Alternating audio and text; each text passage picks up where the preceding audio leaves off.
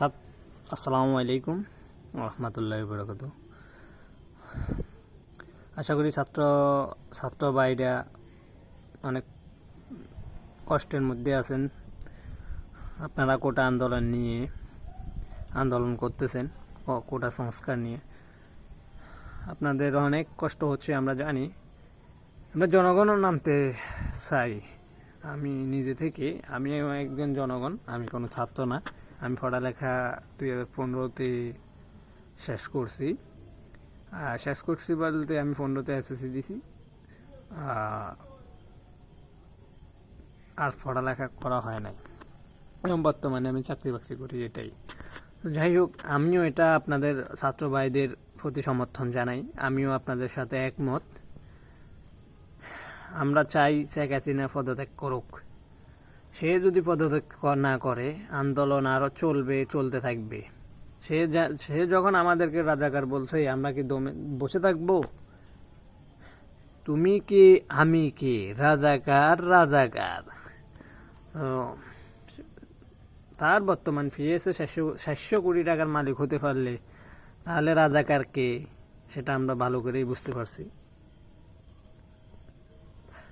Campus, বিশেষ করে ছাত্র ভাইদের উদ্দেশ্যে বলতেছি, আপনারা ক্যাম্পাস ছাড়বেন না, ক্যাম্পাস থেকে যাবেন না, আন্দোলনে থাকেন, আন্দোলন করেন। দরকার হলে গাড়ি বন্ধ থাকবে, সমস্যা নাই, আন্দোলন চালিয়ে যান। তারা মনে করছিল 2013 সাল 5 মে শাপলা চত্বরে যে ঘটনাটা ঘটিয়েছিল, এইবারও তারা চাচ্ছে যে এরকম কিছু ঘটানোর জন্য। কি বলছি বুঝছেন? ছাত্র ভাইদেরকে উদ্দেশ্য বলতেছি, আপনারা খালি হাতে যাবেন না। লাঠি, যার হাতের কাছে যা পান তা নিয়ে বের হবেন।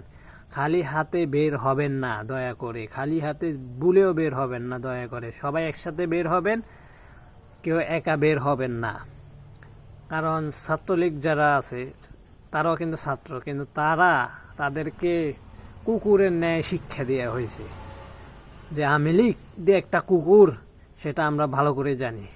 তা আওয়ামী লীগ তাদের ছাত্রলীগদেরকে, নেতাকর্মীদেরকে কুকুরের ন্যায় শিক্ষা দেওয়া হয়েছে। এটা আমরা দেখতেছি এবং বুঝতেও পারছি যে কারা সন্ত্রাসী আর কারা জনগণের জন্য ভালো চায়। তো আমি বুঝি। তো ছাত্রলীগের হাতে দেখেন, কলম খাতার বদলে পিস্তল হাতে ধরাই দিছে, অস্ত্র হাতে ধরাই দিছে। আবার এখান দিয়ে উপরে বলে যে আমরা কলম খাতা দিছি, পিস্তল ধরাই নাই। তো তাহলে যদি না ধরায়, পিস্তল যদি হাতে না দেয়, তাহলে ওরা পিস্তল পাইছে কিভাবে? তাদের কাছে পিস্তল কিভাবে আসছে? যাই হোক, আমরা শেখ হাসিনার পদত্যাগ চাই, সোরা আওয়ামী লীগের পদত্যাগ চাই, এবং আমরা সুস্থ নির্বাচন করে ইসলামিক রাষ্ট্র কায়েম করার জন্য চেষ্টা করব ইনশাআল্লাহ।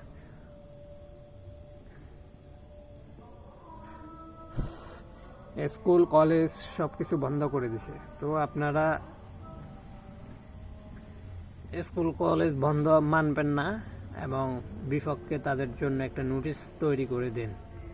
এটাই আপনাদের জন্য ভালো হবে। আর আপনারা ক্যাম্পাস ছাড়বেন না, বিশ্ববিদ্যালয় থেকে বের হবেন না। বাইর হলে সবাই একসাথে বের হবেন।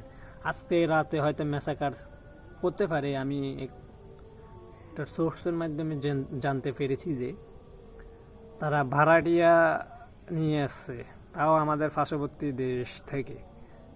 যাই হোক, সতর্ক থাকবেন, রাতের বেলা সতর্ক থাকবেন, সবাই একসাথে থাকবেন, কেউ আলাদাভাবে থাকবেন না। ভালো থাকবেন, সুস্থ থাকবেন। আল্লাহ হাফেজ। আসসালামু আলাইকুম।